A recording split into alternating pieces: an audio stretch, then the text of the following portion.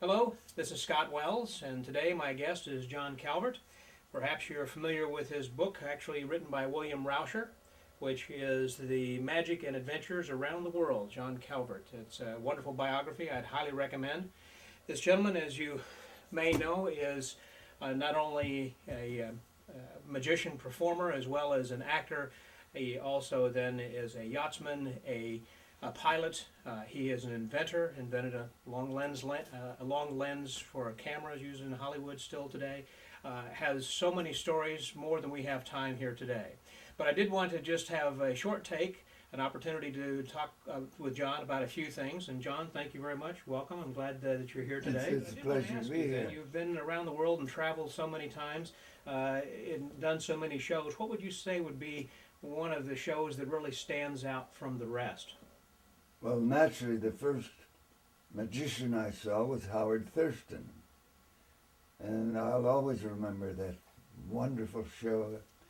I was carried away into a land of fantasy, and it instilled in me a desire to do magic and to learn how not so much how the things were done, but how to present a show that would entertain people. To do a show that will entertain and not a show of puzzles. There's a big difference there in showmanship, Yeah. certainly. How did you decide, and when did you decide then to be a magician? Then I don't know that I was able to decide exactly what I was going to do, but I sort of went with the tide. mm-hmm. As a matter of fact, I was doing my magic show in the States, and I was annoyed because I could not get my show on Broadway. And I promised myself if I didn't get my show on Broadway, that was 1939, that I was going to quit magic. We were playing the Pantages Theater in Birmingham, and a big railway carnival, the All-American Carnival they call it, I believe, came to town, and two of the carnies came to my dressing room at the Pantages Theater and said, "We'd like to put a magic, an illusion show on the Midway. Do you have anything for sale?" I said, "You came at the right time." I sold $50,000 worth of illusions to them for 10 cents on the dollar for $5,000. Wow. I threw a couple of little things that I had since I was a kid in the trunk of my car and headed for Hollywood. Purpose unknown. And in Hollywood, I remembered that my old friend Jack Wynn was there. He called me one day and said, "I'm going out to Hollywood to take a crack at a movie." And I had his phone number, and I called him and I said, "How's everything going, Jack?" And he said, "Fine, we're just packing now to go up the coast to play the Burt Levy circuit." I said, "Well, what happened to the movie deal?" He said, "Oh, it didn't work out." So I drove over to his house, and they were just packing their things in the car, and we exchanged hugs and best wishes, and they drove away, and the phone on their back porch rang, and something said, "Answer that phone." I picked up the phone and said hello, and I said, "I'd like to speak to Mr. Gwynn." I said, "Well, he'll be back in 6 weeks." They said, "That's too late, the movie will be finished." And I said, "Just a minute, there's a young man here." First of all, he told me it was MGM casting. Okay. And so I said, "There's a young man here that does similar things to what Mr. Gwynn does. You might be interested in him." So I said, "He's staying at the Hollywood Roosevelt Hotel. His name is John Calvert."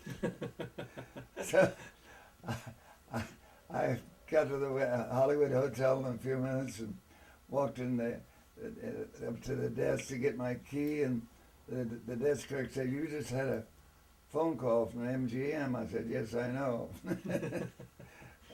And I called MGM and talked to the same person.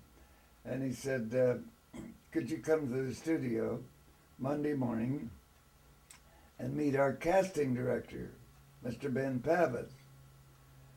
And I said, gladly. Now, this was Friday evening. There was Saturday, Sunday, and then Monday. And you could imagine what was going through my mind as 48 hours. But when I got to the studio, to my surprise, the waiting room had about 24 magicians in it. Mm-hmm. You were one of it, a couple So dozen. they put out a general call to all Sure. the magicians.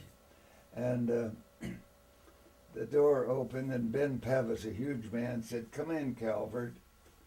And I almost fainted. And I walked in, and he said to his assistant, "Send the rest of the way, this is the man we want." I said, "How do you know you want me?" He said, "I'm the casting director of the world's greatest studio, and I know my business." I said, "Yes, but how do you know me?" And he said, "Relax, kid. I saw your show in Kansas City 3 months ago." So this should be a lesson for every magician. You never know who's in the audience. And every show is an audition. Well, That's let right. me ask you a question regarding your longevity. You're 97 now, born in 1911. Is that Yeah. right? So you'll be 98 then this year. What's your birthday? What's your birthday? August the 5th. August the 5th. You send cards and I was letters. born 1911, and incidentally, I have a driver's license here that's a little bit different than most of them. If you note here, my birth date is August the 5th, 1911, and it expires August the 5th, 2011. I'll be 100 What do years you attribute your longevity right now? Well, I don't drink, I don't smoke, and I don't eat too much. Overeating is one of the biggest problems now in the entire world. Something that's been more outstanding than another, or one award that you've received that you really are proud of? An award I've received, Yeah, applause from my audiences. great. Well, let me ask you then, John, what last advice do you have to give to our viewers, particularly to the young magicians today? Well, I think it's more important than probably anything else is to remember that it's more important to entertain the audience than it is to fool the audience.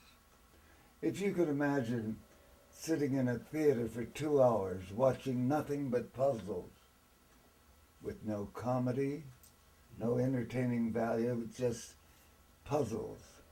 Sometimes mystery can be confused with puzzles.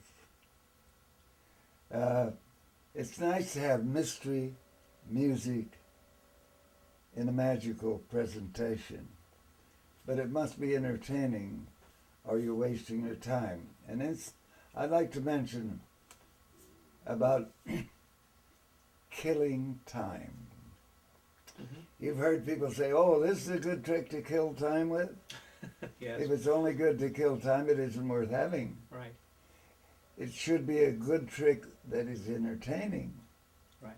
So if you're killing time, you're wasting precious moments that you should be entertaining. And that's the real key, is to have Right. showmanship. So if something goes wrong, always have something that you can use to fill in that time with entertainment. Don't kill time. Time is precious. Very important thing. And that keeps everything magical. In fact, I want to thank you very much for this magical time we've had together and speaking with John Calvert. Thank you for your time. Thank you, ladies and gentlemen, for your attention. And I have enjoyed having you here then, Thank you. John. I look forward to seeing you then again Thank for your 100th birthday Thank you. in London.